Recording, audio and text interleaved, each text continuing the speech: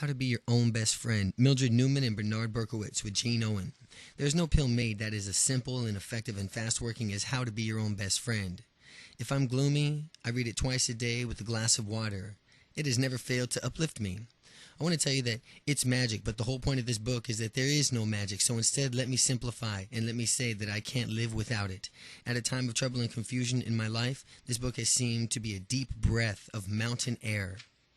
A wonderful prescription in the blahs and the antidote of weariness and discouragement of loneliness. They explain in a simple layman's terms of each person and how to both to innate ability to the power to be happy, of making emotional choices freely and to realize one's potential more freely.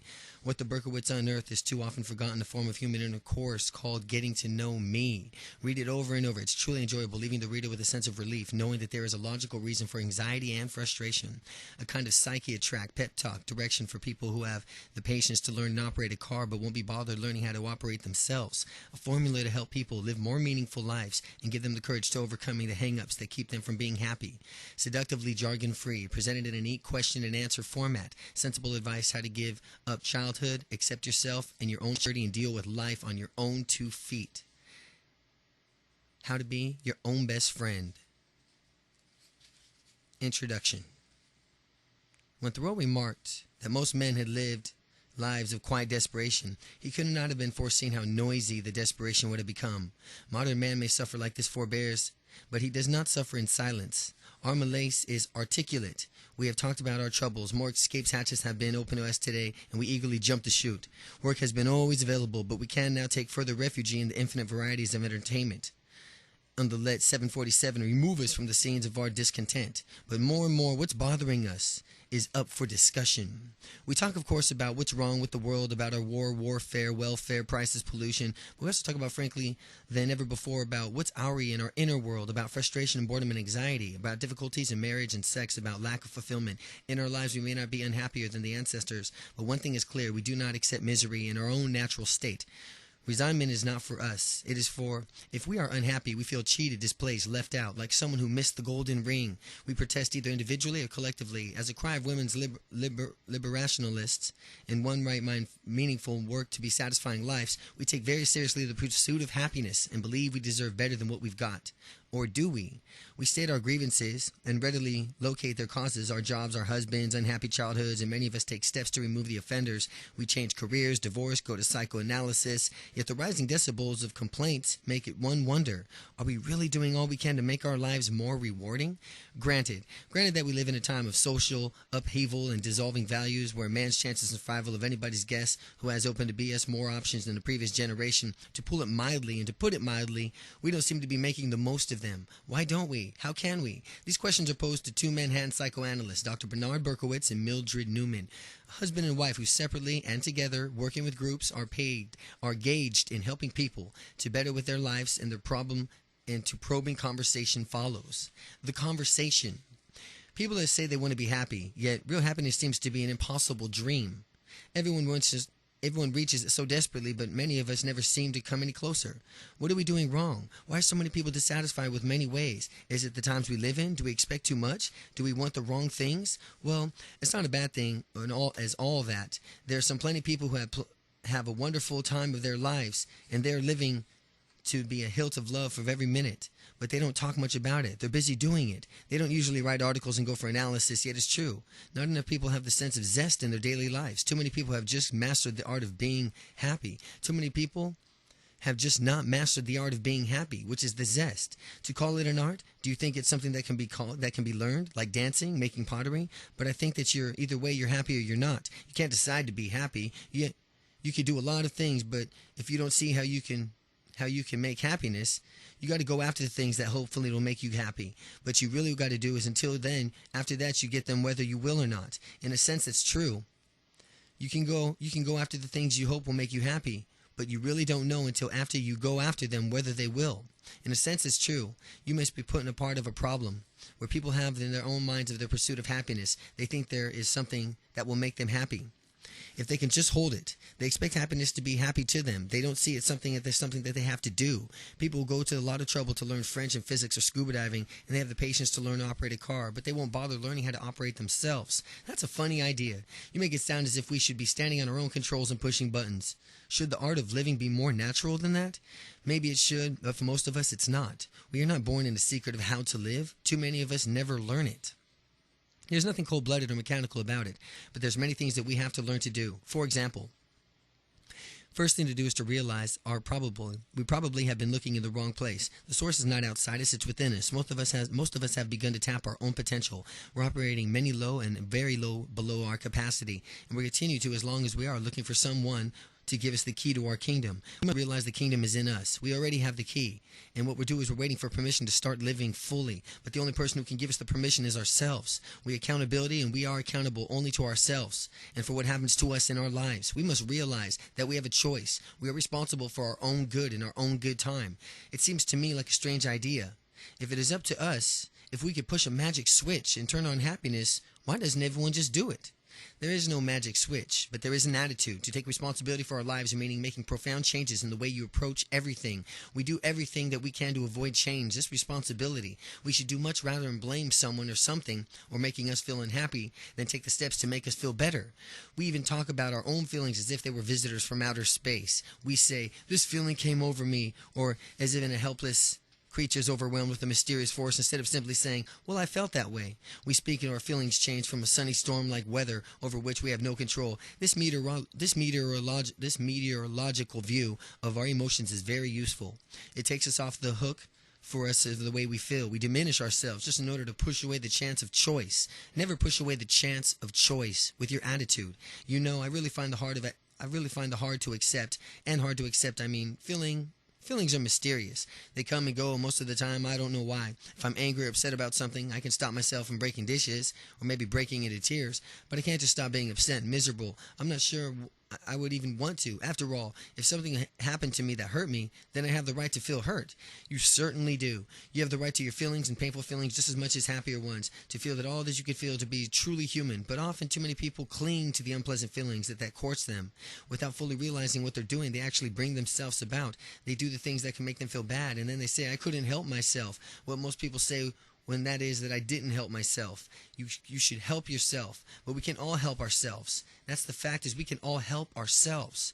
Can we really? That's an exciting and lovely thought. I would like to hold on to that. How can we do it? In so many ways. First, you have to make a very basic decision. Do you want to lift yourself up or put yourself down? Are you with yourself or are you against yourself? You may seem a little strange in the question, but many people are literally their own worst enemy. If you decide to want to help yourself, you could choose to do the things to make you feel good about yourself instead of the things that make you feel terrible. You should do what gives you the pain. Why should you do something that gives you pain when you could just as easily work on the joy? That's an important question to ask yourself. Why do anything that gives you pain when you can do something that gives you joy? People worry about pollution, but the harm we do to ourselves is more dangerous than the damage we do to the environment. We don't need television or comic strips to pollute our minds. We do much more of a sufficient job of it ourselves. Nobody's told someone how to put himself down. When people are looking for the faults or the shortcomings, they have no trouble finding them and inventing them. And then they don't, even if they don't really exist. Many people finding out the things that help them feel good about themselves is a real challenge, to find things that actually make them feel good about themselves. It's as if they had blinders on and shut out all the bright spots. But there are plenty of people who seek nothing but the bright spots. They think quite satisfactory as they are, and as if everything was wrong, it is with something else, it's not with them. And if anything is wrong, it is with somebody else, not them. Of course, but they don't really believe it. Those who are working on hard to convince themselves and others how great they are, or how shutting something out, they can't see the faults because they're afraid that they've got nothing else. They can think of the choice between it being perfect and being worst thing that's ever lived. The trouble is, it's very hard to give up the way you're looking at yourself because you're based on refusing to look into yourself. Any change, you really must look into yourself to see what you're doing wrong. You must be able to see ways you're pulling yourself down and decide what isn't or is working and what you want to do. Then you can start doing things to give you the pride and pleasure of living life. Such as being aware of your own achievements. When you do something you're proud of, dwell on it a little bit and praise yourself for a relish the experience. Take it in. We're all used to doing that for ourselves and for others. So when we go wrong, they call our attention to themselves. And when things run well, we can actively bring them to our attention. This is for us to give ourselves recognition. If we were to wait for something to come from others, we'll feel resentful when it doesn't, and when it does, we'll reject it. It's time for others to say it's not what others say to us that counts. We all love praise, but we have ever noticed how quickly glow from compliments wears off. Now, where compliments ourselves, the glow stays with us. It's still good to hear it from others, but it doesn't matter as much if we have already heard it from ourselves. This is the tragedy of some marvelous performers who need endless applause to tell how great they are, who feel a chill as soon as they enter their dressing rooms. They have never heard it from themselves. I suppose it's for people who have to prove something over and over again because they never really believe it, or some things over and over again because something they feel inside they don't really possess. People who can never get enough of anything. Yes, they're still looking for the wrong place and looking through and from the wrong place. Suppose to Don Juan was doing in all those beds. He could see the craziness, of course, clearly in the look of such an extreme examples, but all the fail to appreciate ourselves enough is someone in a diet of a week that goes off for the day, and overeating is nothing compared to the orgy of self-incrimination he then indulges in. What about the week he was on a diet? He should give himself credit for that and go right back on it. And though he wants himself, the pitfall is very likely not too much food could resist on the 8th day of temptation to tear down the wonder self-image that he's been building all week long. That's something many of us are hard to take. Really feeling good in ourselves when we hate ourselves in the morning after, we should ask where we get the biggest kick from. And with activities night before from the following self-approach of following that day. But what if you do feel lousy about yourself? That's a real thing too, isn't it? How can you tell someone to do things that make him feel good if he really doesn't think if he really does think he's a terrible person? I suppose if someone said, "Look, I'm a terrible person and I like it that way. Leave me alone. There isn't much that I could tell him." But chances are that he wouldn't mean it. Most people are quite unhappy with making themselves miserable. There's unusual severe inner struggle going on. Part of a person's pushing himself down, another part is crying out. That's not where he belongs. It's a question of having some compassion about yourself. So when you're doing something that makes you feel bad inside, ask yourself whether it's not the way you want to feel. If it's not, then stop doing what makes you feel that way. Instead, do the things that make you feel good about yourself. Since you seem to know so many secrets, what are some of the other things that people can do? They really aren't secrets. People know much more than they are willing to admit. They keep secrets from themselves. Some of them are so simple. One fundamental thing, for example, is to meet your own expectations. If you have housework or homework or some other work to do and you're tempted to let it slide, and ask yourself, how would you feel if you put it off? Do you have the sense that will give you a little disgust with yourself? Then go ahead and do the job and let yourself savor the feeling from having it done with. Enjoy the experience of being in charge of yourself. It's quite exhilarating. Housework and homework may be a small part of your life, but how you feel about yourself throughout the day of life itself, and this process of an imagination, it's how you feel about doing something. It can turn up the surprises too. How you may discover that doing something other than housework may make you feel a little bit better about yourself in a particular day. You may decide to write a poem instead. Isn't that encouraging? People to be awfully self-centered, to have this vision of a woman greeting her husband with a possessed gleam in her eye. When he comes home at night, she looks around in dismay and crying babies, unmade beds, and asking, "Where's dinner?" And she waves a piece of paper and says, "I wrote a poem instead." I think very few women should genuinely feel better about... I feel very few women would feel better about themselves if they wrote a poem at that price. At least not more than once. People really feel good about themselves for being unkind to others. For something like of what that happened, I suspect a woman that would feel elated but also distressed, but in her poetic urge continue, she would make some other choices. Could she manage to write poetry and take care of her family too? If not, how important was the poetry to her? If it turned to be something very important and needed to do, she'd have to try to get help from her other responsibilities. Maybe her husband would be willing to do more, and of course, some artists at that marriage have a marriage and a family just aren't for them, and they choose their art. That's right, a marriage and a family, it just isn't for them, and they choose their art. That's all right too. I think when Catherine Ann Porter's husband said her and her family and failures of their marriage, "But you're already married, you must establish our priorities." You know, a lot of women's liberationalists argue that the daycare should be widely available so the mothers aren't forced to stay at home with their children and stagnate. I'm not against daycare or careers for women, but having a career it ought to be a choice. If women want to have babies, they should. If they don't want to raise children, they shouldn't have them. But once they do, they should have a certain responsibility. If they want to try to have both a family and a career, that's their decision. They're taking on a tough challenge. It's up to them to meet it. You can lobby for daycare centers if they like, but they shouldn't feel like victims. But what if you can't manage everything that you'd like to do? Few of us can, and have to make choices. When does doing good things for yourself become pure self-indulgence? Doing makes you feel good about yourself is really the opposite of self-indulgence. It doesn't mean gratifying an isolating part of you. It means satisfying your whole self, and this includes the feeling that ties and responsibilities you have to others. 2. Self-indulgence means satisfying the smallest part of you, in that way only temporarily. It doesn't mean that you have to be self-centered enough to take care of yourself and take care of yourself only. It just means that you have to learn how to do that. You can never care properly for others. The Bible says, love thy neighbor as thyself, better than or instead of thyself. If we cannot love ourselves, we will have to draw the love for anyone else. People do not love themselves and can adore others because adoration makes someone else big and ourselves small. They can desire others because desires come out of the sense of an inner completeness which demands to be filled, but they cannot love others because love is an affirmation of the living, growing being in all of us. And if you don't have it, you can't give it. Charity begins at home. Yes, you can see the difference between love and what looks like love very clearly in relationships between parents and children. Parents always claim that they're acting out love for their children. It's easy to see when they're not. When a parent sacrifices for a child, you know there's something wrong because of the way the child reacts. The child feels guilty, not grateful, because what he's getting is not out of the love, but out of the self-denial. No one really wants to put fruits on someone else's self-denial. Self-denial is one of the worst kinds of self-indulgence. It's a feeding part that feels worthless. No benefits from that, and no one benefits from that. This doesn't mean that you can't sometimes decide to give things up, but that is a choice that you make, and it is done out of self-regard and not self-hatred. In other words, it's not what you do, but why you do it. And you can keep coming back to the concept of choice. You seem to be saying something about freedom.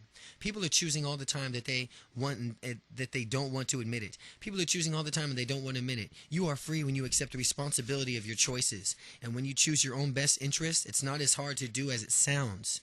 It's hard enough when we think of all the times I've known I was doing something I'd regret. When it was on a clear as day, I went ahead with anything, and that extra piece of cake that was irritable towards my mother, I could scream. I could think of hundreds of times I wanted to be wise and thoughtful and mature and gracious of all those lovely things and then acting like a brat. But that's what everybody does. Why do you think about the times when you were wise and kind? Remember and dwell defeats instead of victories.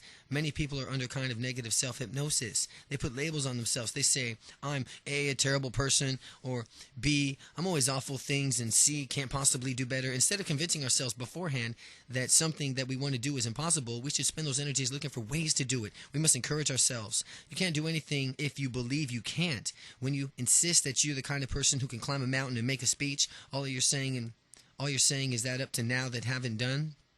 All you're saying is that up to now you haven't done. Sometimes even that's not true. Because if people want to see themselves as unable to do something, they manage to forget the times they actually have done it. But even if they haven't, all they're talking is about their behavior in the past. Who knows what they will do in the future?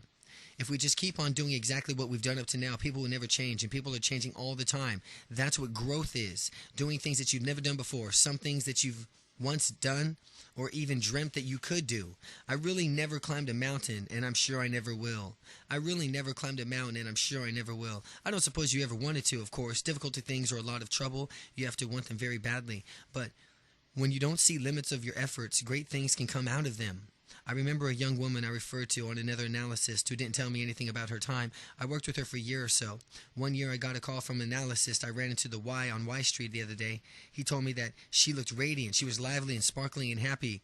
What did you do? I asked him what was so unusual. He said, but didn't you know she was a schizophrenic? I didn't know. I still hadn't treated her in terms of the label. She came along to me fine. It's the same as a homosexual. Analysts thought that they had little chance of changing homosexuals' preferences. I had little successions in that direction, but some refused to accept that they kept working on them. We found that the homosexual who really wants to change has a very good chance of doing so. Now hearing all kinds of success stories that the nature of a homosexuality hasn't changed, but the way of looking at it has. This is what is meant for self-fulfilling prophecy. School children who are classified as low achievers tend to become low achievers, and has to do with their teachers' expectations of them. The children have a sense that besides they know the type of class that they're in, no matter what the codes are used, so they learn to expect little themselves. Many low achievers are simply slow growers and children of problems that interfere with learning. But how could they do it very well, given the right encouragement? It's like with the warden of the Federal House of Detention in Manhattan recently of his prisoners. If you treat the individual as he is, he'll stay as he is. But if you treat him as if he were how he ought to be, then he could be or act like he could be. Perhaps he will become that. What can all do much more as we think? And we can all do much more as we think, but first we have to believe it. We should try some positive hypnosis for a change. That sounds like positive thinking, perhaps with a bit of cool thrown in it. Every day I'm getting better and better. Every day I'm getting better and better. That kind of pep talk is very popular in this country, but I wonder whether it's done or harm or good. Denying difficulties in the way of overcoming them, it doesn't solve problems. It just helps people avoid facing them. People have smiles on their faces, but they're dragging the same old anchors around. It's unfortunate. Positive thinking has more of a gain of truth in it, but it goes too far, or maybe it goes not far enough. Doesn't it rely on the willpower of making up your mind? You're using only the tools that you got. You need to make a change. You do need determination, but good things don't come out of forcing yourself. When you try to do it all in the willpower, you're not treating yourself with respect. You're making an assumption that changes has to be imposed from above, and yourself have its own impulse to do it better. But it does. Real growth can only come from within. You need to learn to work with yourself. Use the power from yourself, inside of yourself. But yourself must come willingly, of course. That doesn't mean that you can't use some gentle persuasion. And your will must be enlisted to help you accomplish what you really want to do. Many of us set ourselves arbitrary and impossible goals. Someone who thinks that he can do anything, he has the mind. He's not in the contract with himself. It's an arrogant belief set with no limits. The struggles to themselves are open-ended, but they're limited by the actual capacities and interests and strivings. It would be futile for me to make up my mind to be a painter if I have no talent in that direction. But the truth is if the talent is lacking, the desire will be absent. 2. And if the talent's lacking, the desire will be absent. So if you do have the talent, the desire will grow. The genuine self does want to do things that are utterly foreign to it. It wants to realize its own potential. Of course, people can come up to it with all kinds of crazy notions about what they think they want to do or be, but there's all just a bunch of notions, no genuine impulses. When we use our self-will to achieve the goals and not spring out of us and let it spring out of us, but which we set to sake and pleasing others to fulfill a fantasy about who we are, we create kind of a monster, a mechanical man, in which living ourself is trapped. So we don't need to live in something of what they think we are. We all have seen it. People is to held together is to share with power and effort of enormous, with the result is hardly worth it. They aren't people who enjoy being with. Those aren't the type of people you enjoy being with, or who enjoy being with themselves. Yet, ex-alcoholics often give that impression. You could sense a terrible strain in them. It's costing them a lot. But you can't say your effort isn't worth it, because that doesn't come from a real desire for liberation, because it doesn't come from a real desire of liberation. Yes, that's true. Their tragedy is that many of them don't release the energies from the struggle against from which they don't want to be, to spend them on becoming the person that they do want to be. They have taken an important step forward, but they have to go on from there. What I'm trying to say is that if you want to become all that is us to become, we have to use everything that we've got. If you want to become all that is in us to become, then we have to use everything we've got. Our feelings, our intuition, our intelligence, and our willpower, our whole self. If we do, the payoff is enormous. Then why don't we do it? Why do so few of us live that way? Because there's no hidden payoff continuing to suffer. For one thing, it's familiar. We're very comfortable with it. We're always comfortable. It gives a sense of security to keep in the same old self-defeating ways, letting one bad action lead to another. We know what to expect. It makes the world comprehensible, predictable, in the same sense, manageable. One of the things that need to be done is the most filling is living in a world that they understand. That's one of the deepest appeals for religion. That's why people are so disturbed today. That's why the only violence around us but your feeling is that it doesn't make sense. Nothing seems to hang together anymore. The old explanations don't seem to apply. People don't know what to count on anymore. Things seem to be more uncertain. Social chaos is terrifying, but personal chaos is more horrifying. From a very early age, we're looking for ways to organize the chaos. We all start out scientist sorts. Gradually, we build an inner view of the world, which sorts an overwhelming flood of stimuli that come our way and calls some of us good and desirable and safe, and others bad and dangerous. We decide that certain actions will get us results we want, and others will likely to get us into trouble. So, how does that come about? Each of us creates the kind of working hypothesis which says this is what life is about. We do when we're very young. We do that when we're very young. And these theories are very often very ingenious and really help us to survive. The trouble is too often we don't revise them. As we grow older and gain more experiences, we keep fitting new experiences into old slots.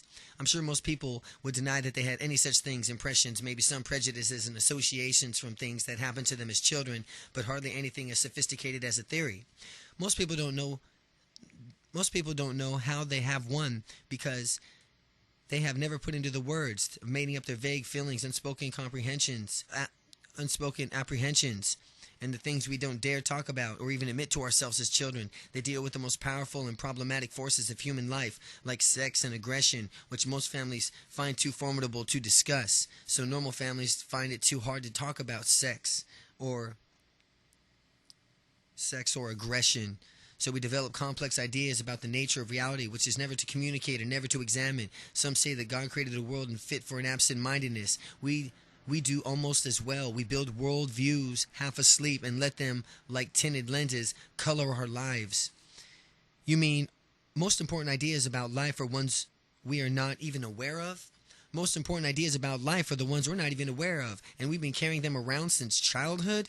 Yes, and their impact can be very powerful. Often what we think is responding to actual people and events, we're merely signing them as part of an inner novel. We're writing them into our lives. For example, if someone has felt deserted as a child by an important adult, this becomes a key experience in his way he's seeing the world. There are several ways from he can continue to have the experience. One way is to seek that kind of people who are likely to desert him as an adult. And we are all very clever about that. Another is to drive people away by his own behavior, or he can imagine he is deserted by people who really haven't mistreated him at all. Whatsoever he chooses, he conforms his theory about that and expects that from others, and this is very gratifying. Come on, that certainly doesn't sound like any way to have fun. You'd be surprised. Being right is one of the most satisfying experiences in the world, or let's say, rather, being wrong is one of the most unsettling experiences that can happen to anyone. It's an awful blow to an ego to feel that you made a mistake. That's why people don't want to have change. You can be admitting all the time that you're wrong. A patient once burst out indignantly, but would mean I wasted the first 40 years of my life. Some people will go and make mistakes to another 40 years and admit that they cut their losses. People are very stubborn, sometimes secretly believe that if they keep on long enough, their misconceived behavior, they'll make it right. The reality it gives into their views rather than a vice versa. They're still trying to get their parents to give in. They haven't given in the anger over what they didn't get from when they were 5 years old. People feel very unjustified with anger. People feel very justified with anger. They give all the details on how they were unfairly treated. They're usually right. They did get cheated as children, but what they don't see is that they are now cheating themselves as adults. As long as they spend their energies being angry at people who deprive them once, they won't spend their effort on getting for themselves what they can get and need now. The rage isn't hurting their parents, but it's crippling them. Damn it doesn't seem fair. You may know that you mean we should just let them get away with it? Wipe the slate clean after all they put us through? It isn't fair. Life is not fair. And they did not get away with it. There's nothing to get away with. And what about now? There's no way even to score. Hamlet eventually even score. Like all the lots of the tragic heroes. You could only lead with the death or exile. Electra bought you the mother's death and never saw her home again.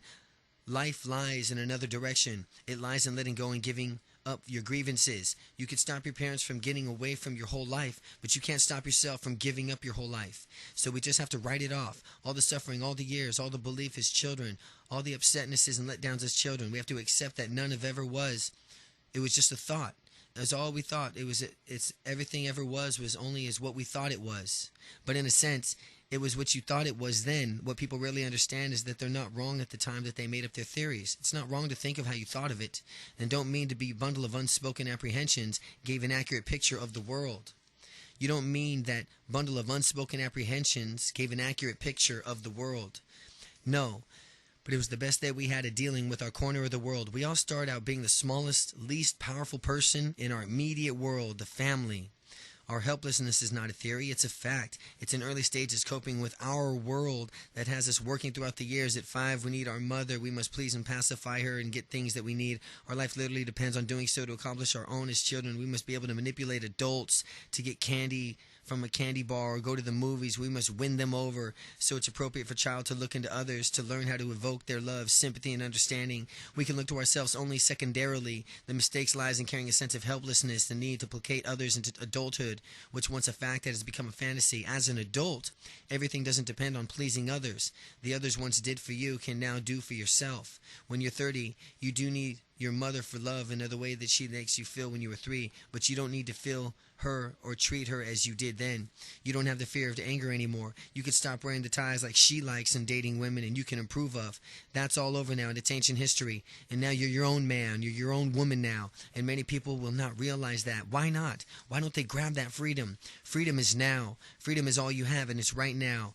There terrible, and they're afraid, terribly afraid of losing something that they think they cannot do without. You know, the French philosopher Rousseau made a statement and is often quoted, "Man is born free, but everywhere he is in chains." It is closer to the truth to say, man is born in chains, but each of us has the potential to be free.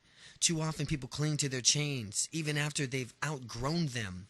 Well, yes, I guess the obvious is people, especially other people, do that. But why is in the world do we do that? Why are we so afraid to let go? It's actually a childlike sense of security we're holding on to. As long as we feel small and helpless, we feel the presence of invisible all powers of adults. We may not be very nice to adults. They're always expecting them to blame us or yell at us. So as long as they're there, we're not alone. That's the thing that we fear most. If they disapprove, parents go away, we will be all by ourselves. But the feeling, too, is left over from 4 years old to have abandoned a terrifying prospect to a child who literally couldn't survive it. But the adult loneliness, aloneness is something quite different. For an adult, aloneness is something quite different. He has not only that he has to survive, he often needs aloneness to grow, to get to know himself, to develop his powers. Something he cannot tolerate aloneness, something he doesn't have to be, is he doesn't know his own grown up. He doesn't know he's grown up. It takes courage to let go of the fantasy of a childhood safety. The world may never seem to be a certain way again, but the fresh air will breathe when he takes possession of his own separateness, his own integrity. And that's when the adult life really begins. When you get your own separateness and your own integrity, your adult life begins. When you say it, I can feel it. It sounds wonderful and yet frightening too. Something how bleak it makes me feel on my own. So exposed, something to me pulls back from it. I could say why, and I couldn't say why. Not only you, many people hold themselves back from taking that step. The reason is that they have very distorted ideas about what will happen if they go ahead. As a childhood myth, when they were small, there was a man or a woman in the world, our parents, that have big ones or big adults. Child experiences is that the only way that he could do things so he would be is to get lost in an idea that can only be one man or one woman, and if anyone has the audacity to set himself up as an adult, he must knock himself someone else down. He is imbued with a competitive sense of life. To pay Paul, he must rob Peter, and this view of life may often be confirmed by his parents, who share the same stingy outlook. If there is not enough to go around or the achievements, one will inevitably be resented by others. How desperate every action then becomes. If we take our lives into our own hands, it feels like taking life is away from someone else. We feel literally as if we are dealing with the death of our parents. No wonder people hesitate. If the consequences are so devastating, what villains we become if we simply start living out our own lives. People can't face feeling like killers, so they back down. But we have to face the feeling and go ahead anyway. It's the price of self-assertion. But I don't blame them for backing down. I wouldn't want to feel like a killer. People have enough guilt without that. You have to live without those feelings. You ever want to grow up completely. If you ever want to grow up completely, you have to live without those feelings. What you're killing is not your parents, but your fear for them. Your fear for their power over you. In a very ruthless, primitive way, you have to choose yourself over them. You have to go subordinating your needs and impulses and wishes for your needs and stopping and not for theirs. You will never come into your own. You need to make your basic assertion. You will see that no one else will end up dead on the battlefield. No one will end up dead on the battlefield if you come up with your own assertion, except old ghosts. Unless, of course, you wait too long, the reality may accommodate itself to your fantasies. I know someone who imagined that if he ever had a child, it would kill his mother. So she waited until she was 45, and in fact, her mother did die at about the same time. But the outcome is usually much less dramatic. The economy of emotional scarcity is that the source of so much jealousy and conflict and resentment is really a myth. It's a magical thinking which vastly exaggerates our impacts on the rest of the world. It's not like that at all. What you achieve doesn't take anything away from anyone else. Whatever you do, the world will continue to go on about its business. People must complete the real things in the real world, like jobs and scholarships. But that's not what I'm talking about. They don't have to complete their own good opinion. If you become more, it doesn't make me less. There's room for many marvelous people in the world and many wonderful achievements. If we really grasp this and take pleasure in what others are able to do, and do not feel diminished, then we'll be able to do our own thing without feeling anxious or guilty towards anyone. We actually live in an economy in emotional abundance. There is more life to go around. Developing our human resources doesn't use them up. It only enlarges our possibilities, and those resources do not keep. If you do not mine them now, they are lost forever.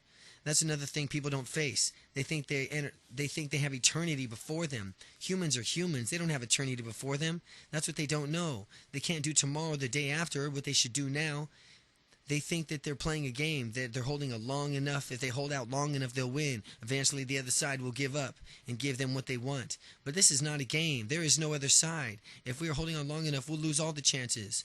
We don't have eternity. We only have time, and that's what we have to work with. There's no limits to how much we can grow up and develop, but the time limits us.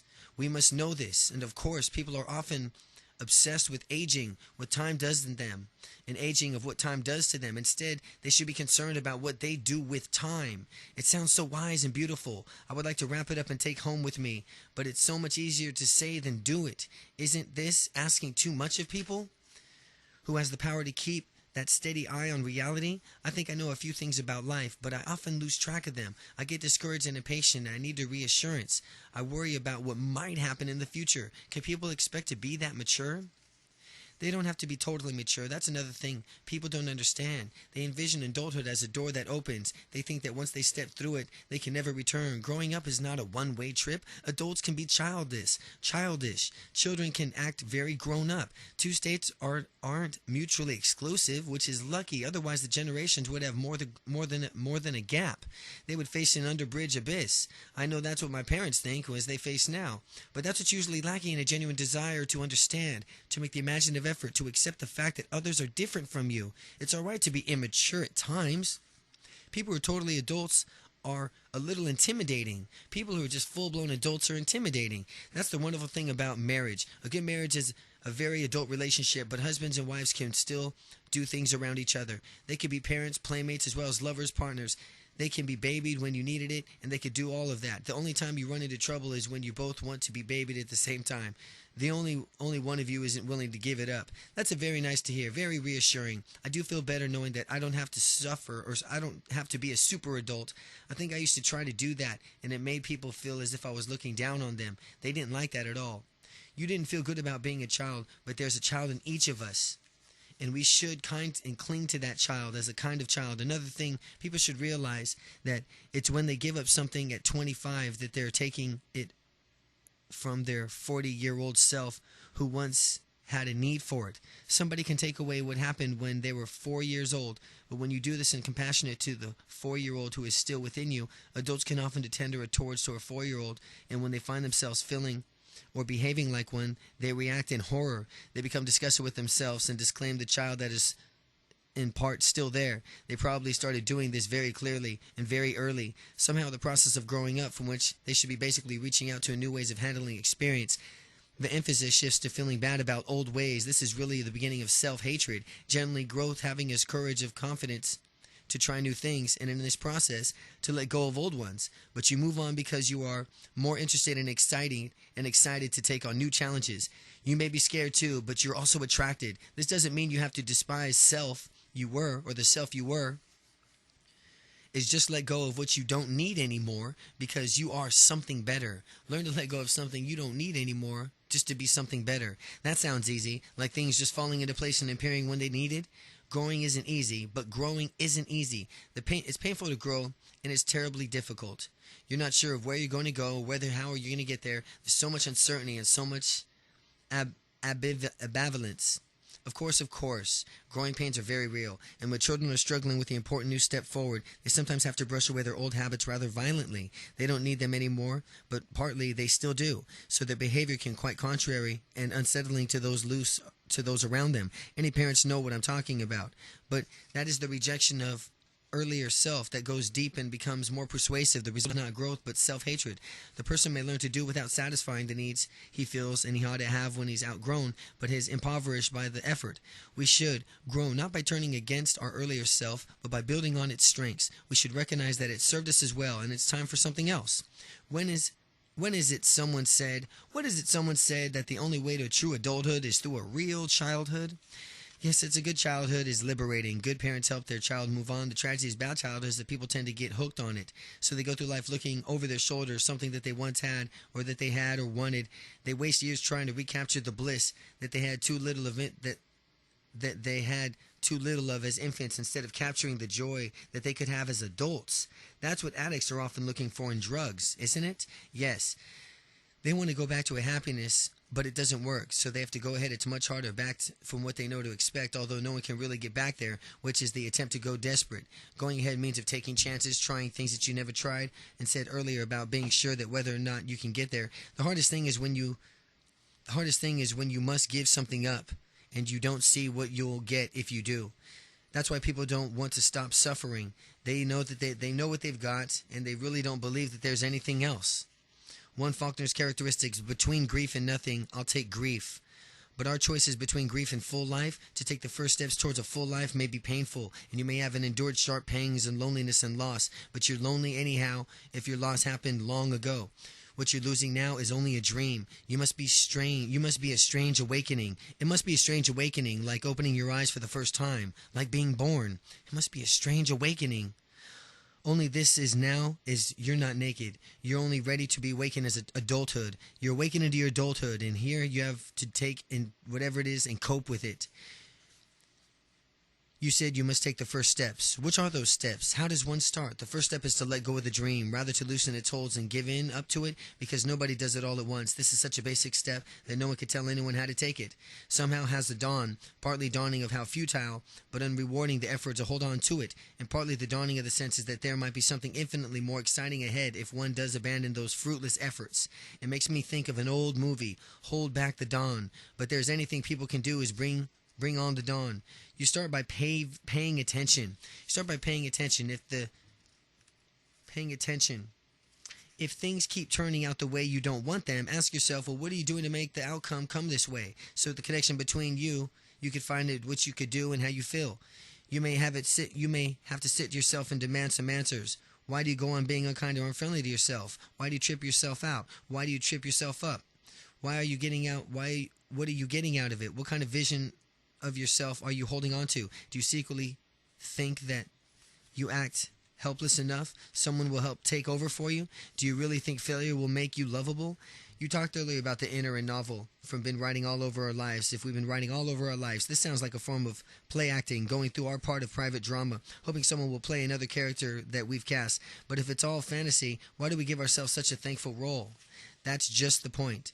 They're not thankless as they seem. In all the bad things that we do to ourselves, there's usually an expectation of some kind of reward, punishment after all. We could be a very real reward. Some children feel loved when they're being punished.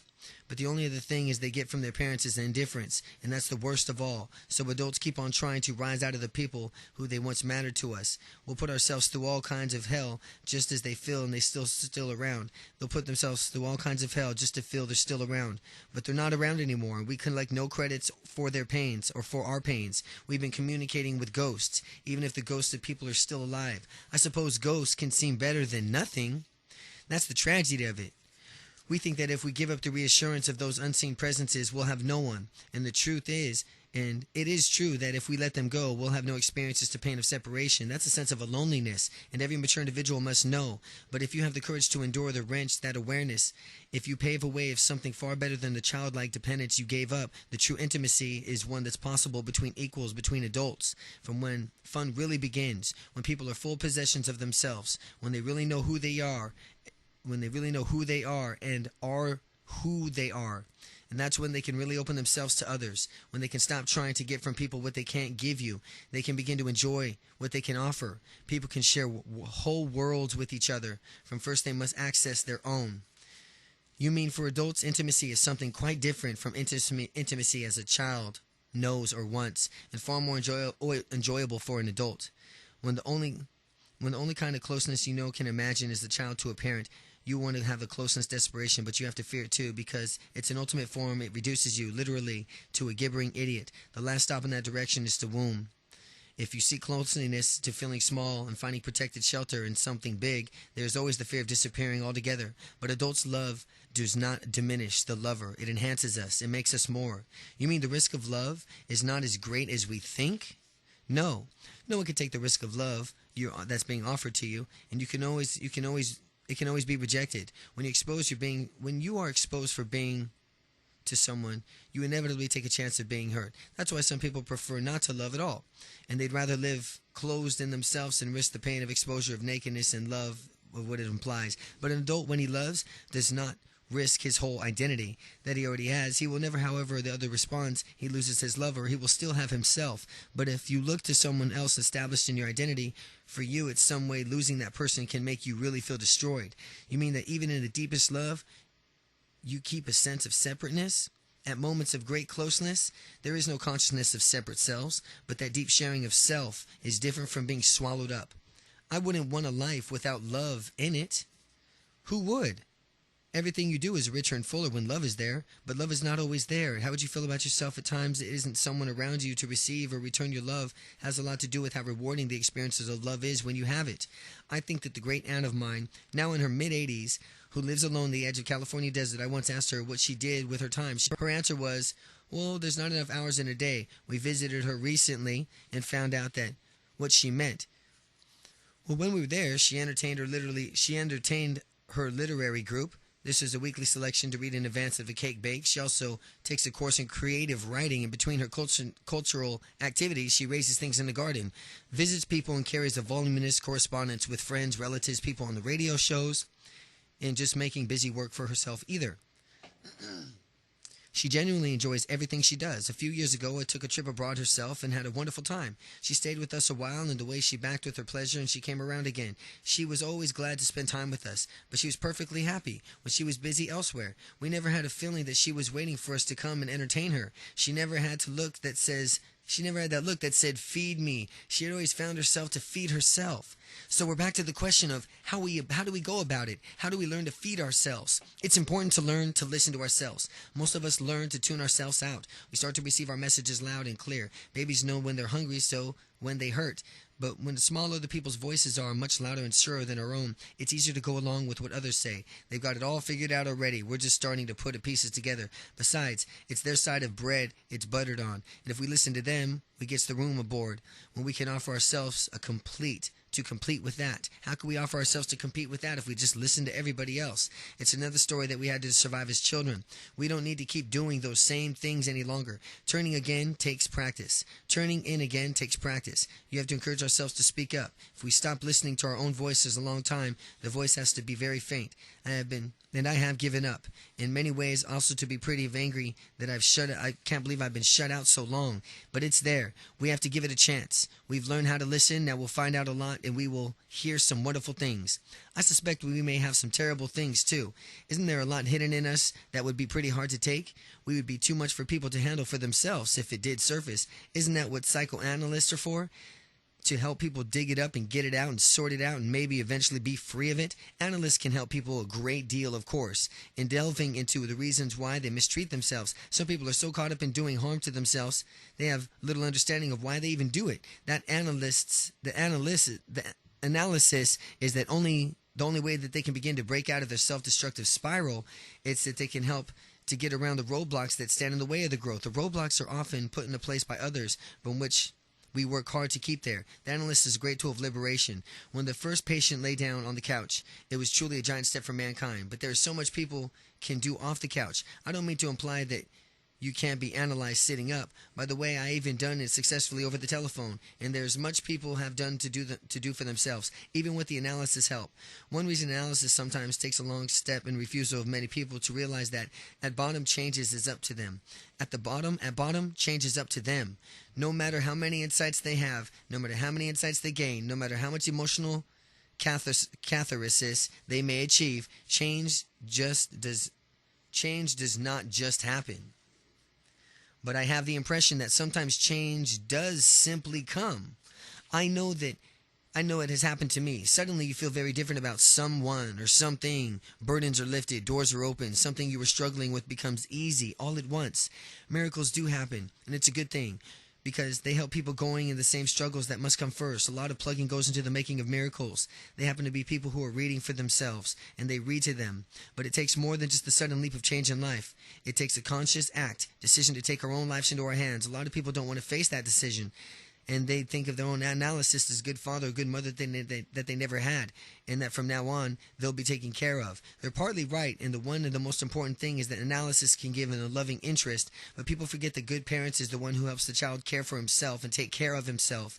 Someone has said that if you give a man food, you'll feed him for a day, but if you teach him how to grow his own, he can feed himself for life.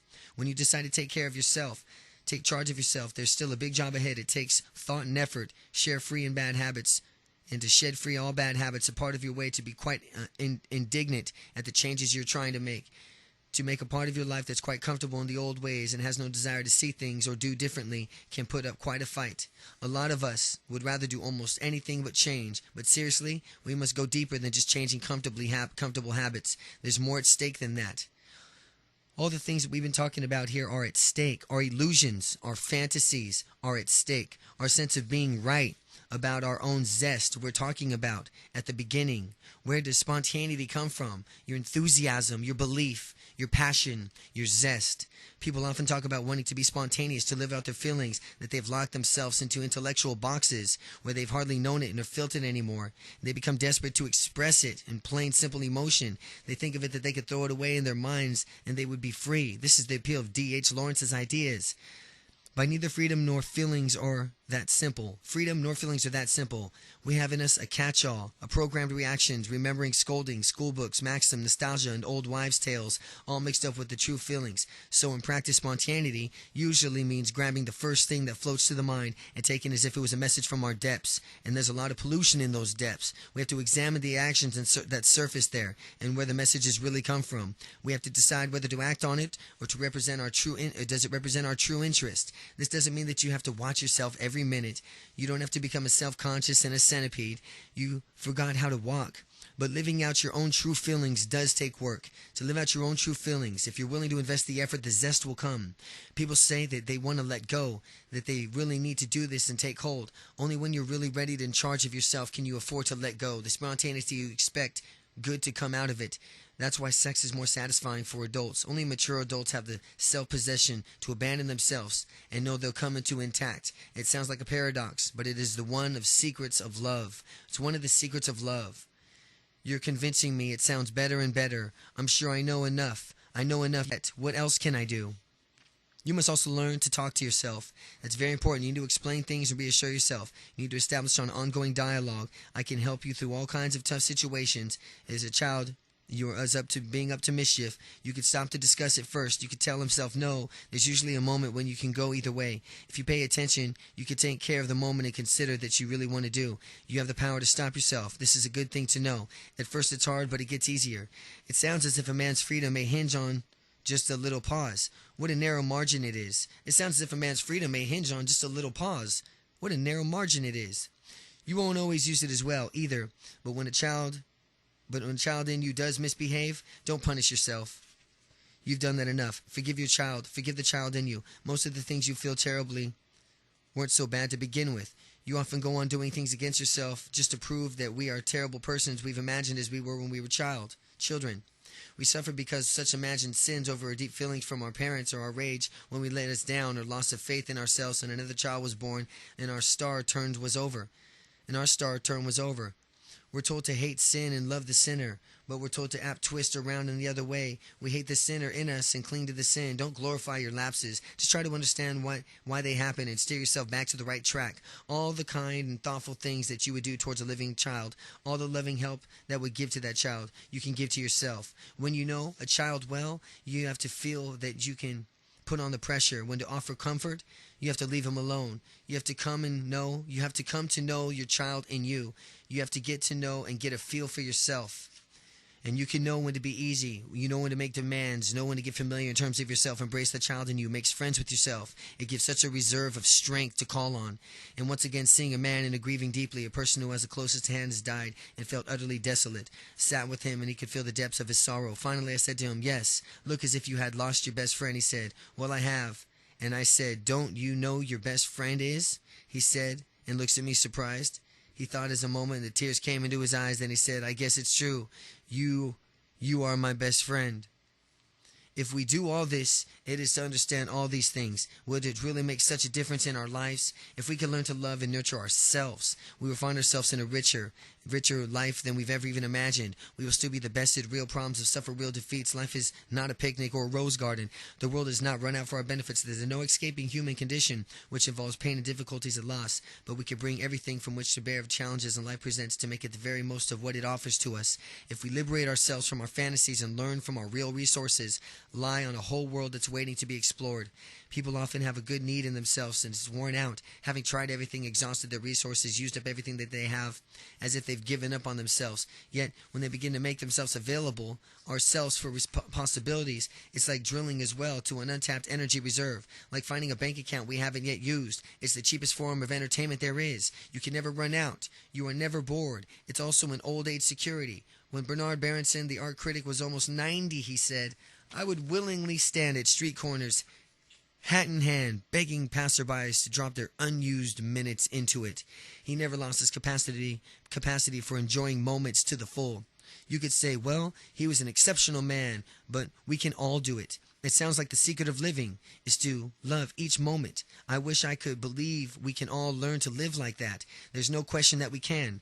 I've seen so many people do it, really come into their lives. We can all help ourselves change to grow to become a person that is in us to be.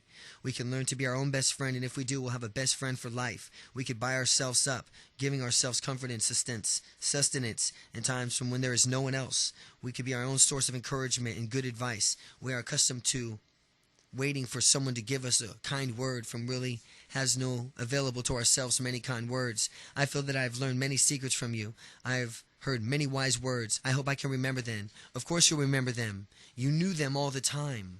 How to be your own best friend.